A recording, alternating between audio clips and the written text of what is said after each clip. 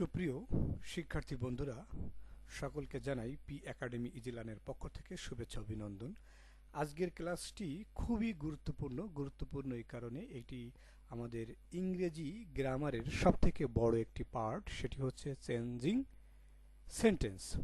এই changing sentence আসলে বিভিন্ন প্রকারের আমাদের হতে পারে, সেটি ভয়েস সেন্স হতে পারে, সেটি ডিগ্রি হতে পারে, সেটি সিম্পল কমপ্লেক্স কম্পাউন্ড।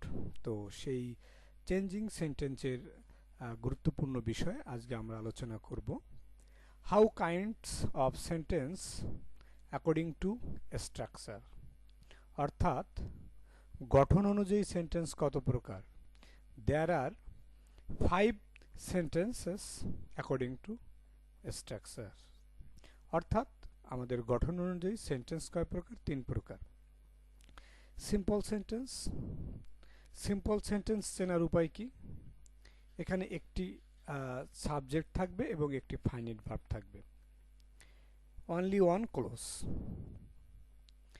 আবারও বলি, একটি সাবজেক্ট থাকবে এবং একটি ফাইনাইট ভার্ব থাকবে এবং একটি ক্লোজ থাকবে, অর্থাৎ একটি ক্লোজের মধ্যে একটি সাবজেক্ট, একটি ফাইনাইট ভার্ব থাকবে। চেনার উপায় কি? আসলে এটি গুরুত্বপূর্ণ বিষয়। আসলে সিম্পল সেন্টেন্স আমরা কিভাবে চিনব? মূল ভার্বের প্রেজেন্ট ফর্মের সাথে আইএনজি যোগ দিয়ে শুরু হতে পারে। এখানে লেখা আছে রানিং ফাস্ট, কমা হি রিচড হিজ ফিনিশ লাইন। এখন এটি যদি একটি সিম্পল সেন্টেন্স হয়, শিক্ষার্থী বন্ধুরা, আপনাদের একটি প্রশ্ন থাকতেই পারে, সেটি হচ্ছে যে তাহলে এখানে রানিং ফাস্ট কমা আছে, তাহলে এখানে ক্লোজ কোনটি? রানিং ফাস্ট কি ক্লোজ, না হি রিচড হিজ ফিনিশ লাইন এটি ক্লোজ? প্রিয় শিক্ষার্থী বন্ধুরা, বলে রাখা ভালো, ক্লোজ হতে হলে অবশ্যই একটি সাবজেক্ট থাকতে হবে এবং একটি ফাইনাইট ভার্ব থাকতে হবে। ক্লোজ অবশ্যই একটি সাবজেক্ট থাকতে হবে এবং একটি ফাইনাইট ভার্ব থাকতে হবে। ফাইনাইট ভার্বের বাংলা হচ্ছে সমাপিকা ক্রিয়া, অর্থাৎ যে ভার্বের দ্বারা বক্তার বক্তব্য সম্পূর্ণ হয়। সেক্ষেত্রে রানিং ফাস্ট, এখানে কোনো সাবজেক্টও নেই, এখানে কোনো ফাইনাইট ভার্বও নেই, সুতরাং এটি কোনো ক্লোজই নয়, এটি হচ্ছে গ্রুপ অফ ওয়ার্ডস। এটি হচ্ছে গ্রুপ অফ ওয়ার্ডস।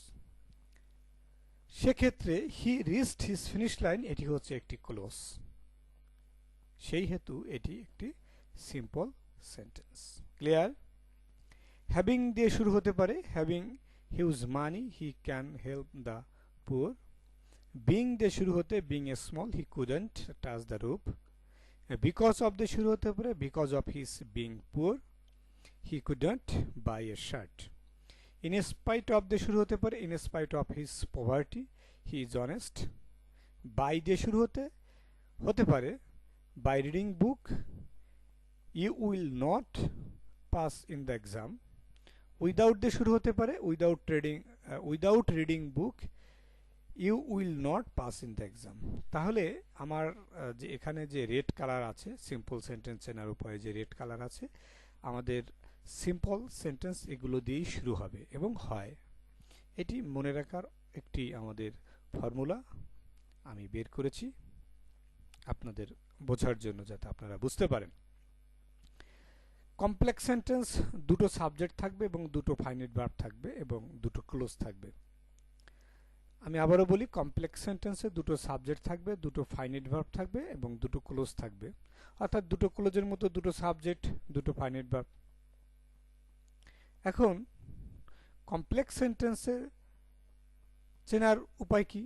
সিন্স দিয়ে শুরু হবে, অ্যাজ দিয়ে শুরু হবে, when, though, although, if, so that, so dot dot that, relative pronoun, who, what, that, which, they, এগুলো দিয়ে শুরুতে থাকে এবং মাঝেও থাকতে পারে, কিন্তু রিলেটিভ প্রোনাউন সর্বদা মাঝেই থাকে, এটি আমরা সকলেই জানি। প্রিয় শিক্ষার্থী বন্ধুরা, আপনারা জানি যে কিছু জানেন, তো আপনারা যদি কিছু জানেন আর এখান থেকে যদি কিছু শিখতে পারেন, তাহলেই আপনাদের সেই সার্থকতা আসবে। তো since he ran fast, he reached his finish line.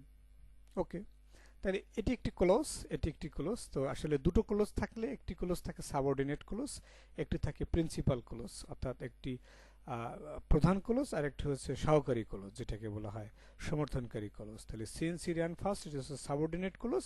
He reached his finish line, এটি হচ্ছে প্রিন্সিপাল ক্লোজ। অর্থাৎ এই ক্লোজটি কার উপর নির্ভর করে না, কিন্তু কম্পাউন্ড সেন্টেন্সের ক্ষেত্রে কিন্তু আসলে দুটোই স্বাধীন ক্লোজ, অর্থাৎ প্রিন্সিপাল ক্লোজ।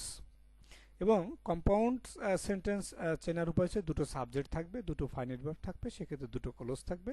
এই ক্লোজ দুটি অবশ্যই প্রিন্সিপাল ক্লোজ, অর্থাৎ স্বাধীন ক্লোজ, এরা কেউ কারোর উপর নির্ভরশীল নয়। এবং এগুলো চেনার উপায় হচ্ছে অ্যান্ড বাট অর। কম্পাউন্ড সেন্টেন্সে সাধারণত অ্যান্ড বাট অর দিয়ে মাঝে থাকে, তাও বলে রাখা ভালো কোথায় থাকে, মাঝে থাকে। He small and he couldn't touch the rope, এবং এখানে ইচ্ছা করলে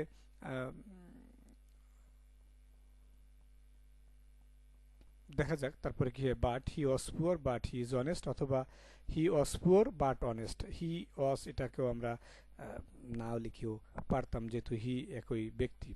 ইউ রিড মোর, তুমি অধিক পড়ো, or you will not make a good result, তুমি অধিক পড়ো অথবা তুমি ভালো রেজাল্ট করতে পারবে না। এটাকে আমরা লিখতে পারি read more or you will not make a good result.